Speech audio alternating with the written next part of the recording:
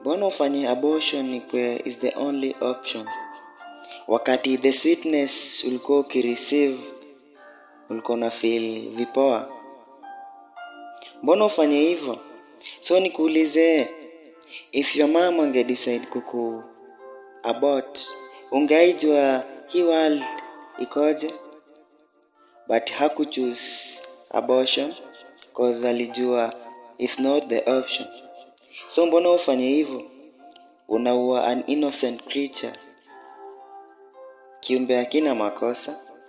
Na wewe mwenyewe ulispread your legs ukaenjoy the sweetness, that sweetness ikakuingia. But now unachagua abortion is the only option. Na receiving that pregnancy haikuhitaji education.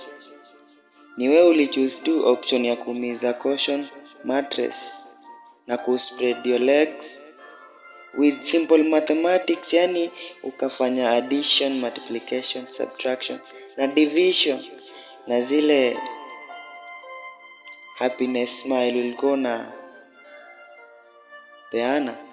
But now umeamua abortion ikakuwa is the only option. Why that? Usifanye hivyo.